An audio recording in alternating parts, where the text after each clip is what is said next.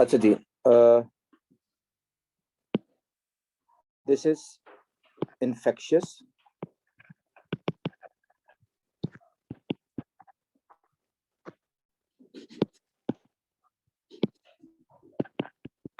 diseases today.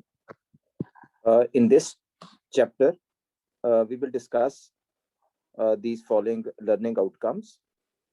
The first one is state that infectious diseases are caused by pathogen and are transmissible. State the name and type of pathogen that causes each of the following diseases. There are 5 or 6 diseases in our syllabus. You should know the name of pathogen for each disease. It is cholera, it is malaria, it is TB, and then it is AIDS, HIV. Okay, so you should know the name of the pathogen and the type of the pathogen that causes this disease. Then explain how cholera, malaria, TB, and HIV are transmitted. Discuss the biological, social, and economic factors that need to be considered in prevention and control of cholera, malaria, TB, and HIV. And the second part is outline how penicillin acts on bacteria and why antibiotics do not affect on viruses. And the second is discuss the consequences of antibiotic resistance and the steps that can be taken to reduce its impact. So we'll discuss the first part today. So let's see the first topic. State that infectious diseases are caused by pathogen and are transmissible. So before we discuss the differences in transmissible and non-transmissible diseases, let's see what does a disease mean actually. What does a disease mean? So disease, that is derived from 2 words. One is dis, the other is ease. So dis means lack and ease means comfort. So we can define a disease as a state of body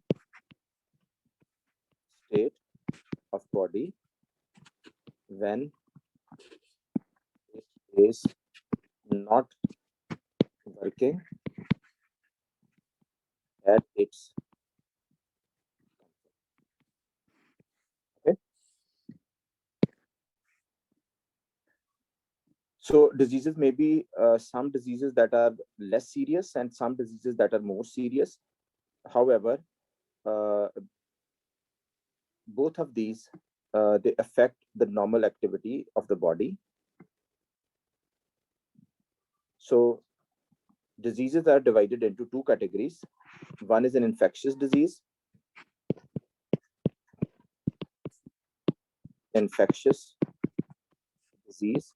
या फिर हम इसे transmissible disease भी कह सकते हैं. Transmissible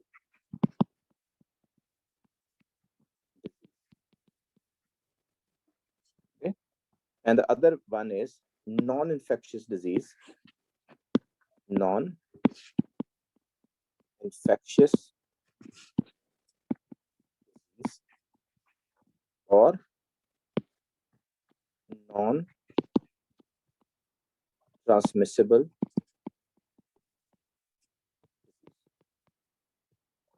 okay. Non-infectious diseases do not spread from one to another person, and they are also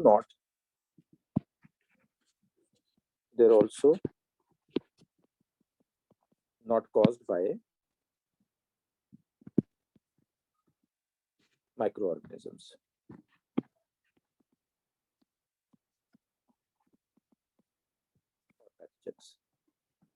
Examples include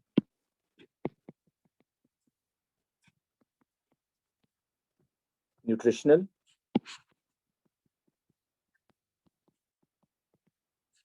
disorders that that include maybe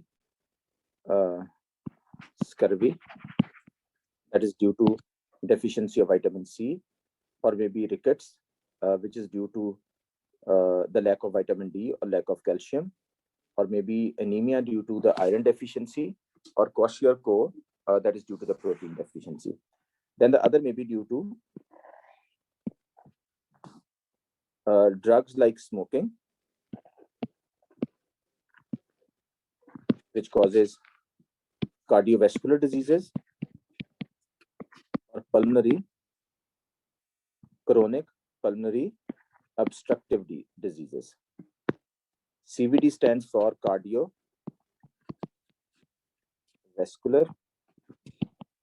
diseases, and COPD stands for chronic obstructive pulmonary diseases, which include, emphysema, bronchitis, and maybe lung cancer. So these diseases do not spread from one person to another person. However, infectious diseases or transmissible diseases can be transmitted from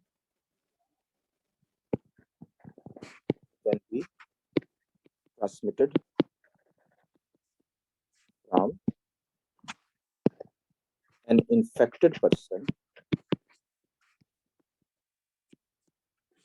to a healthy person. These diseases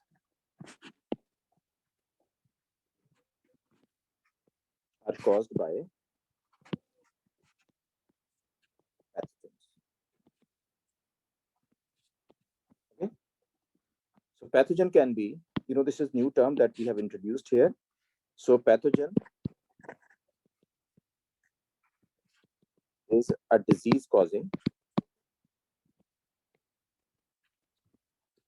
organism, like maybe viruses, bacteria, fungi, or maybe protozoans. Okay, viruses cause diseases like AIDS, bacteria like TB and cholera, and protozoans like malaria. Okay. These 4 diseases are in our syllabus. There are many other diseases that are caused by these pathogens or these microorganisms. Okay, like COVID-19. This is caused by a virus, coronavirus. Okay. Bacteria also causes many other diseases. One of them is typhoid. Fungi also causes ringworm, athlete's foot, and there are more diseases caused by protozoans, like sleeping sickness. However, there are 4 diseases in our syllabus. We should know the names of pathogens for these diseases. Okay, so this is difference in between infectious diseases and non-infectious diseases. Okay, so this is the first topic. State that infectious diseases are caused by pathogens and are transmissible, so they can be carried from an infected person to a healthy person. So let's see now the second part. State the name and type of pathogen that causes each of the following diseases. Cholera is caused by a bacterium, Vibrio cholerae. Malaria is caused by Protoctist, Plasmodium falciparum, Plasmodium malariae, Plasmodium ovale, and Plasmodium vivax. These are different strains of Plasmodium. Plasmodium is a protoctist or a protozoan that causes malaria.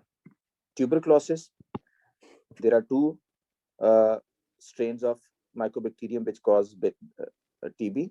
One of them is Mycobacterium tuberculosis and Mycobacterium bovis. And HIV or AIDS is caused by a human immunodeficiency virus, which is known as an HIV. Okay, so you may have two types of questions on this topic. You may be asked to state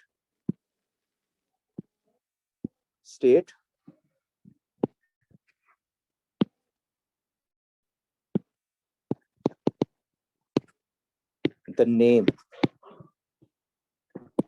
of an organism which causes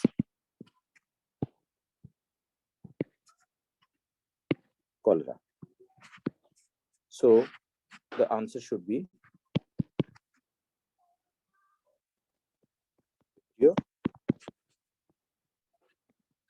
cholera. Okay.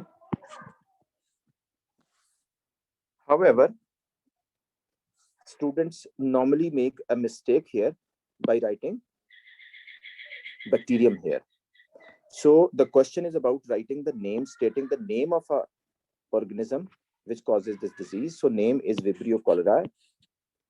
Bacterium is not name of a pathogen or is not name of an organism which causes cholera. Bacterium is a group or category of microorganisms which causes cholera. It also causes TB.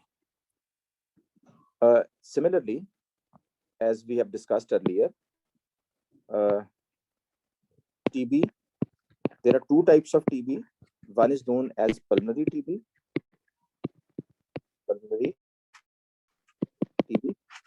or tuberculosis, which is TB of the lungs, and it is caused by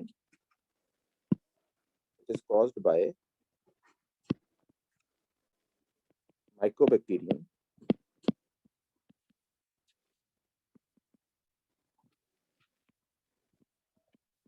tuberculosis, whereas the other type of TB is bovine TB. This is TB of the cows. Okay, this is common in cows, so can spread through cow milk or meat to the human. And pathogen for bovine TB is Mycobacterium. It is caused by Mycobacterium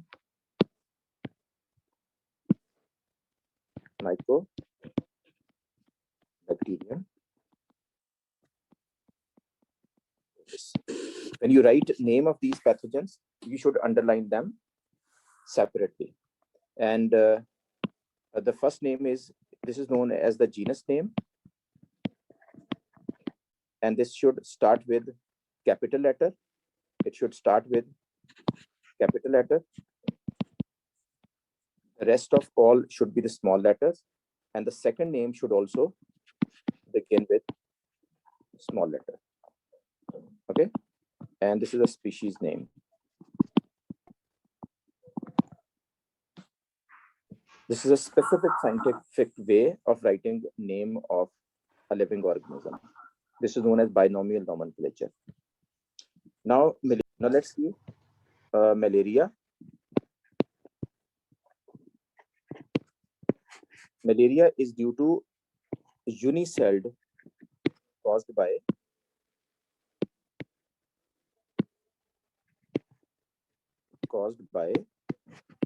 a unicellular animal, which is known as protozoan or the name of the pathogen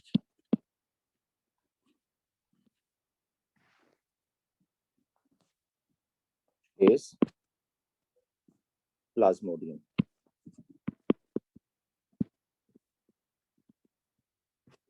There are many strains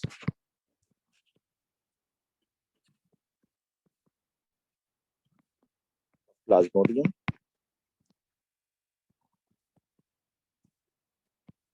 which cause malaria.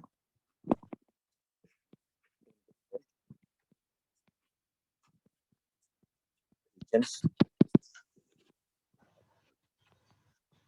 Maybe more than one strains causing malaria in one region or in one area. It is Plasmodium, Sir, what are protocysts? Protoctist. These are unicellular animals. Plasmodium, falciparum,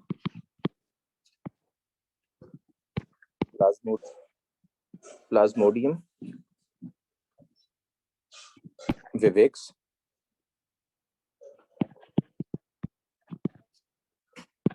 Plasmodium ovale, and Plasmodium malariae. So these are 4 strains that are very common. There are many other strains that cause malaria. Okay. And AIDS stands for acquired immunodeficiency syndrome.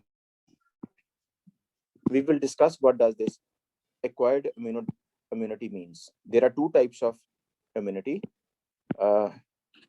Immunity may be acquired immunity,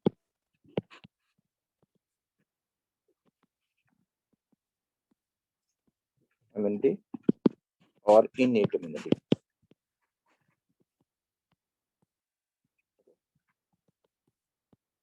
So we'll discuss what is difference in innate immunity and acquired immunity. So acquired immunity is the resistance against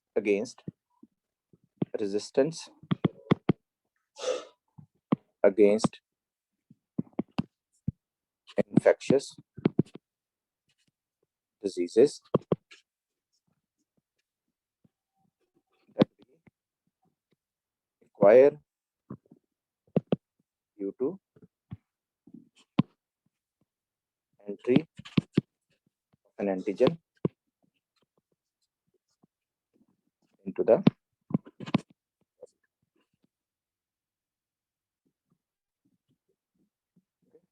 so this is an acquired immunity. So how there is a deficiency of this acquired immunity due to the AIDS, we'll discuss in the next part. So this is acquired immunodeficiency syndrome, and it is caused by an RNA virus, okay, which is known as, the name is of the pathogen is HIV. H stands for human, I for immuno deficiency virus. Okay, let's see the next part then. Explain how cholera, malaria, TB, and HIV are transmitted. So transmission of diseases.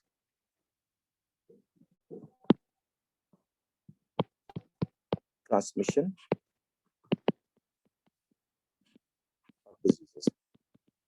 Infectious diseases are spread due to many different ways. Transmission of diseases. Some diseases are airborne, meaning through air.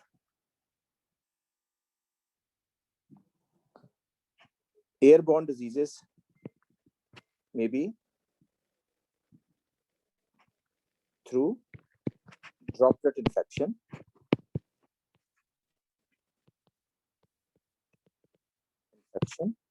or maybe airborne. Droplet infections include when a person sneezes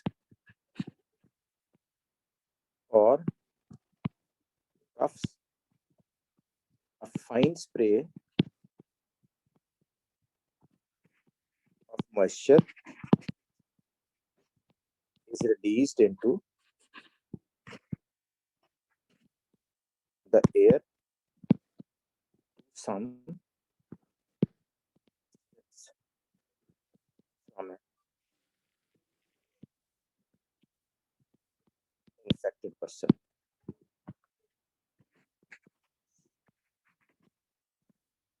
Okay.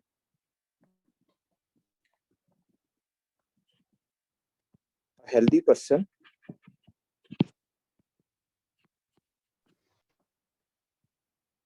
in the nearby. Okay. So transmission of diseases may be through air, maybe through water, maybe through food, maybe through vectors. Okay, even maybe through soil. So these are the different ways the diseases can spread from one person to another person. The first one is through air. Through air can be divided into droplet infection or airborne. Droplet infection is when a person sneezes or coughs, a fine spray of moisture is released into the air to some distance from an infected person.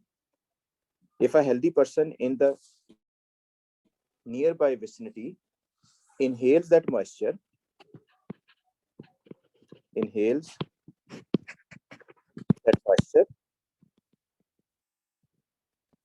pathogen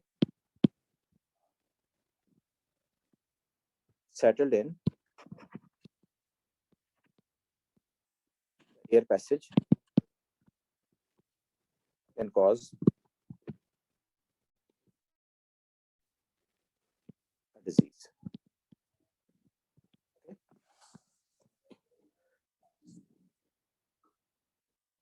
An example is maybe TB. TB is spread or transmitted through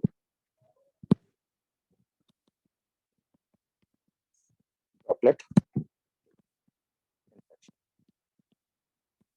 Okay, like coronavirus could also spread through droplet infection, and wearing mask could reduce the chance of getting this disease. Secondly, airborne, like TB or bacterium that causes TB, bacterium that causes TB reproduces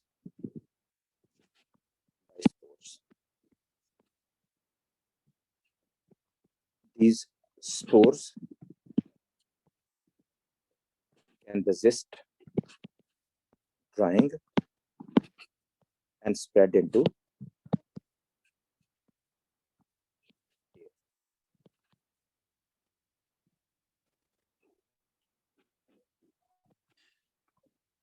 If these spores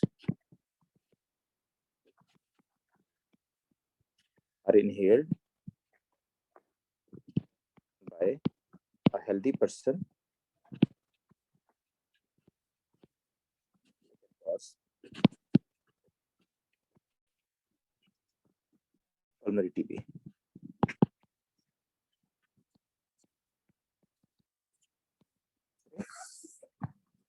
The other category is through water, contaminated water, and through food. Okay, cholera is an example. Cholera is an example of a disease which spreads through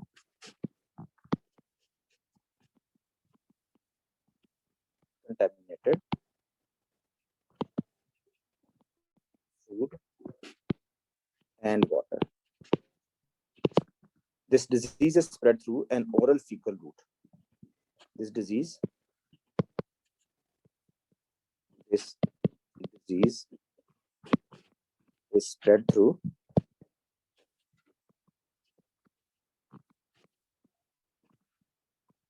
fecal oral route. Fecal stands for feces. So feces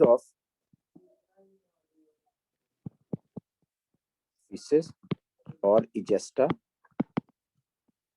of a patient suffering from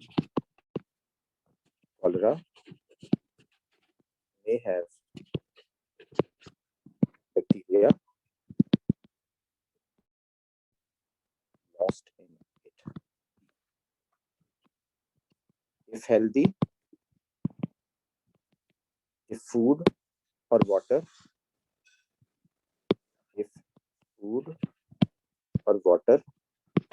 is contaminated by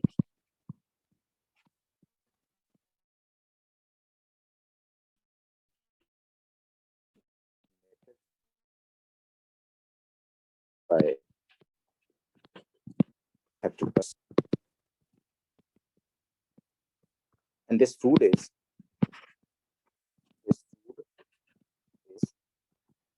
eaten by a healthy person, it can cause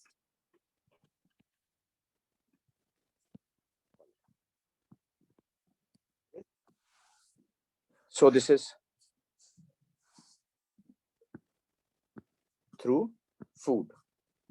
So contaminated food and contaminated water can cause cholera. Using safe drinking water and safe food that could help reduce the chance of spread of this cholera. The next is through vectors, maybe through insect vectors,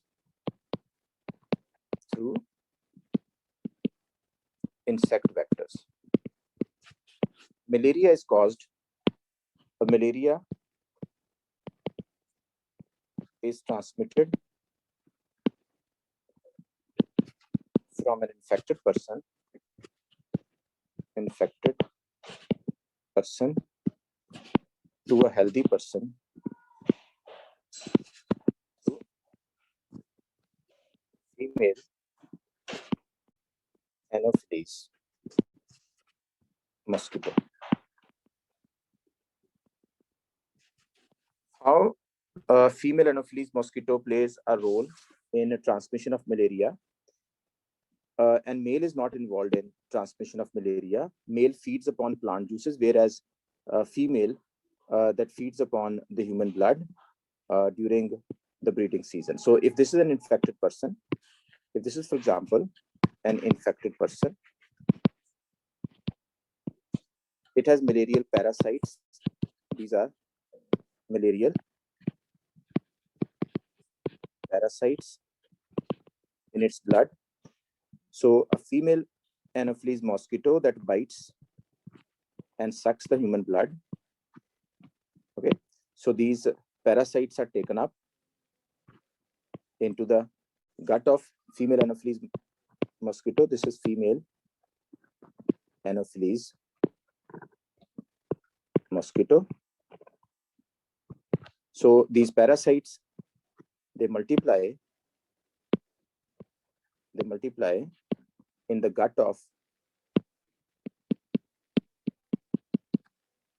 this is parasites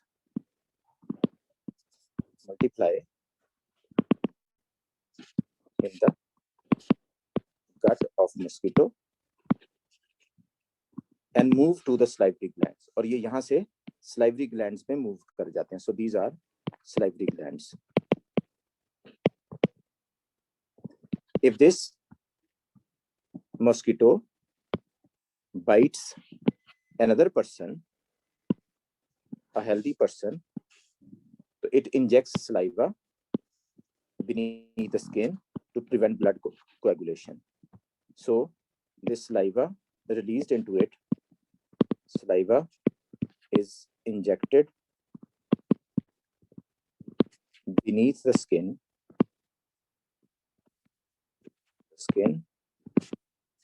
prevent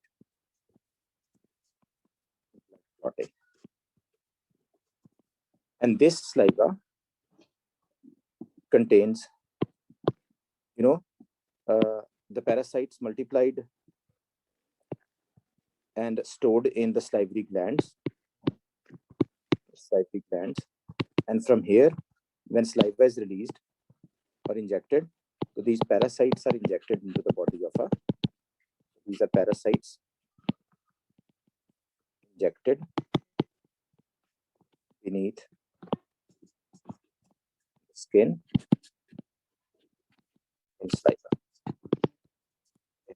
So this is how mosquito that plays a role in transmission of malaria.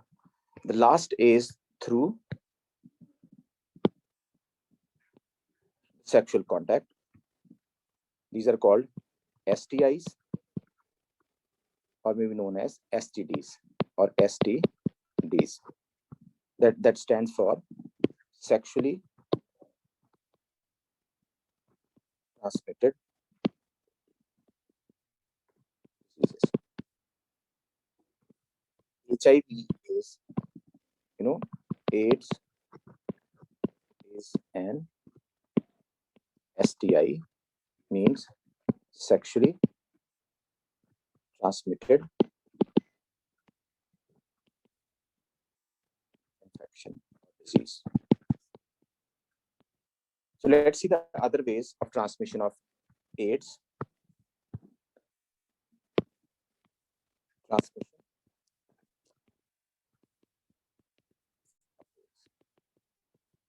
AIDS is transmitted from an infected person through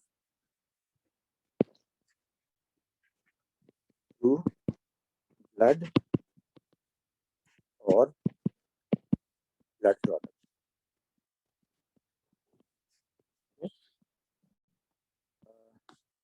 Blood transfusion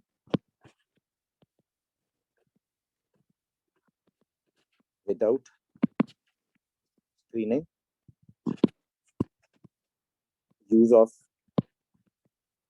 hypodermal syringes, sharing hypodermal syringes,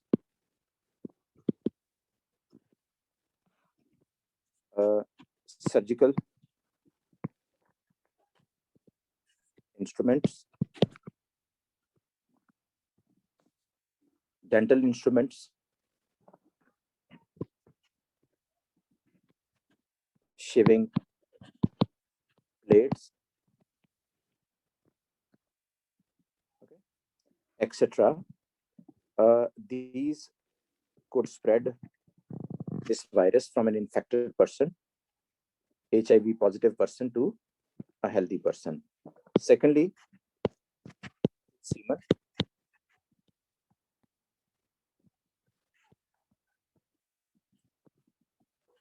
This disease, this virus, can be transmitted in reproductive fluids. Okay. When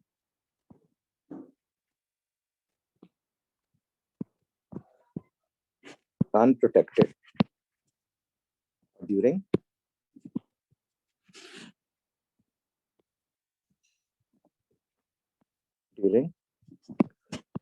an unprotected sexual contact. And thirdly, from mother to baby. Number one, through placenta,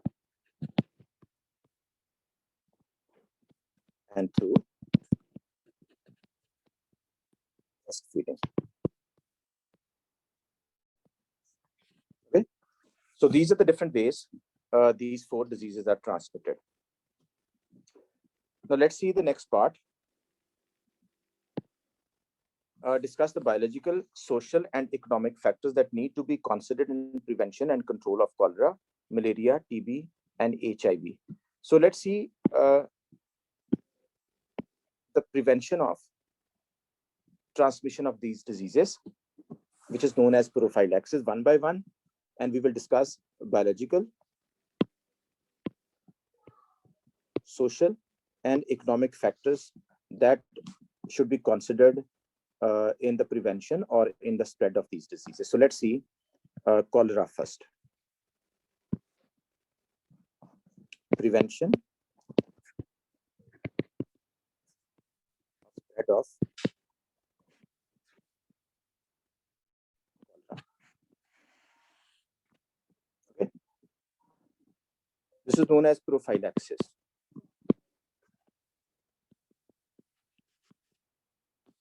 Number one, though there is no effective vaccination available for cholera, but new vaccinations are coming in the market that are more effective, and they need to be, in some cases, taken every year.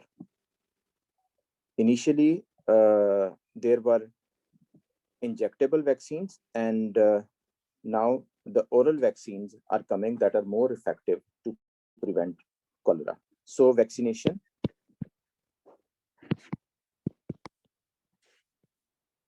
vaccines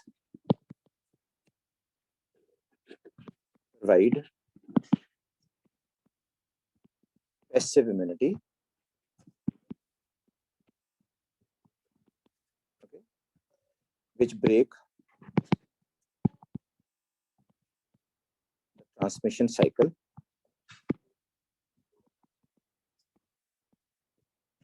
and reduce the chance spread of disease. Number two, access to safe drinking water.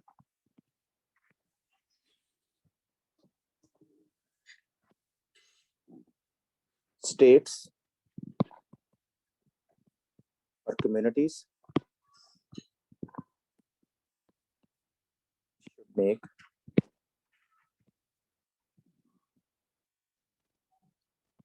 safe drinking water available to people. Drinking boiled water,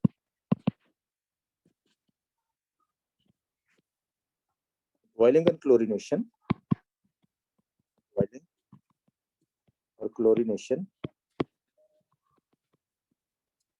sterilizes.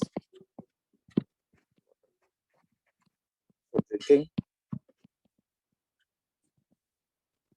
boiled water and chlorinating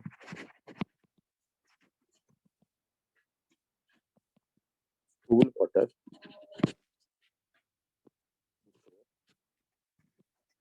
swimming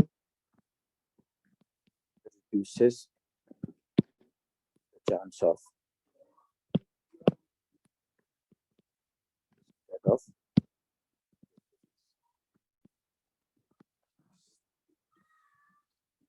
Then exposure of sewage water after treatment. If sewage water is directly released into the water bodies, if sewage water is directly disposed into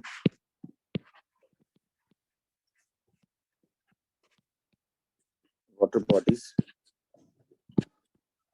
like rivers or lakes, it can contaminate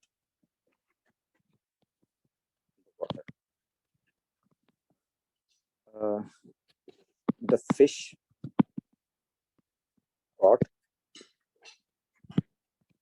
from this water,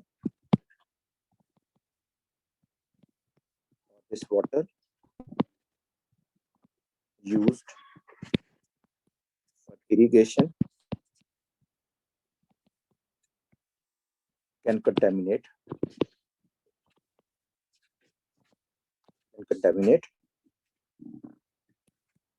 food, which can spread, to the healthy people. Then sewage disposal, proper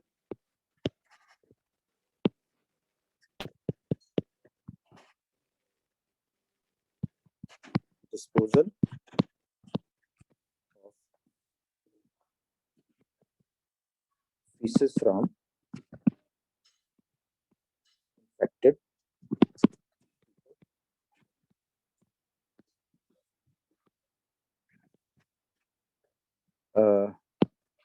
regular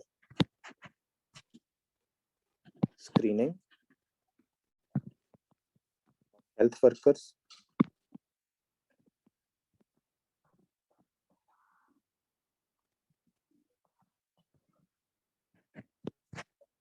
or educating the people involved in food industry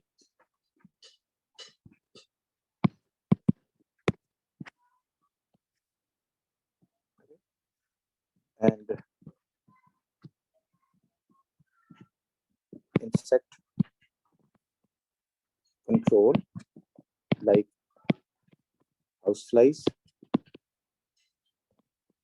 rodents, which can contaminate fresh food. Okay, so there are many ways the spread of this can be controlled. So let's see what are biological processes, what are biological, we have to discuss biological, social, and economic factors. So what are biological factors in spread of in control of spread of these diseases? What are social and what are economic factors? Okay, so let's see. We discuss one by one. Vaccination. So you see, vaccination is vaccines are usually expensive. Vaccines are expensive.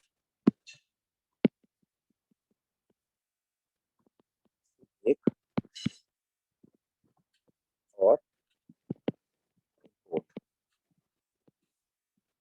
So the states should make them available free or at low cost to the poor people. Or World Health Organization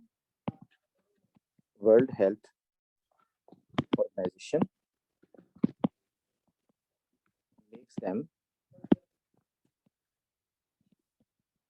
free available to poor nations. So this is where it comes, the economic factors, and it comes the social factors. Access to safe drinking water. So again, it is the social responsibility of the communities to make the safe drinking water available, and having safe drinking water available to the poor people that needs lot of investments in drilling wells or deep drilling tube wells, so that they can uh, remove water from the deeper layers where water is less likely to be contaminated by the people. by the feces of the people, and then drinking boiled water. So it is, again, uh, uh, an individual awareness that could be caused, or educating the poor people uh, about the precaution or the safety measure that they should take to prevent the spread of these diseases. So drinking boiled water may be an individual act to, uh, help prevent the spread of this disease. Disposal of sewage and water after treatment. So again, it comes the responsibility of the state or the community not to directly dispose the sewage water into the water bodies. Okay.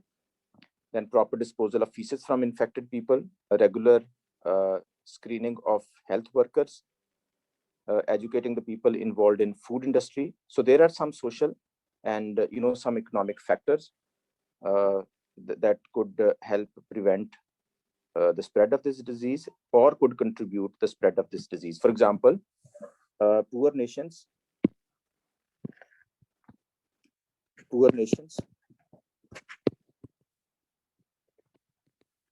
cannot afford to have good sanitary system. So old and damaged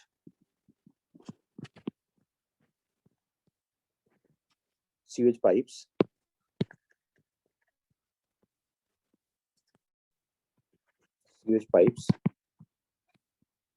can contaminate drinking water. Installation of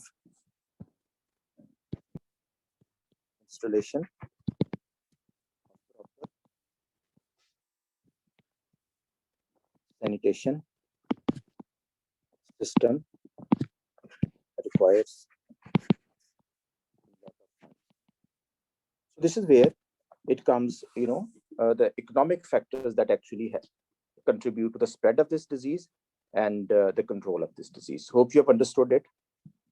So that's it for now. We will continue with it uh, in the next class, inshallah. Okay. Thank you Okay, very sir. much. Allah Thank Hafiz. you. Allah Hafiz.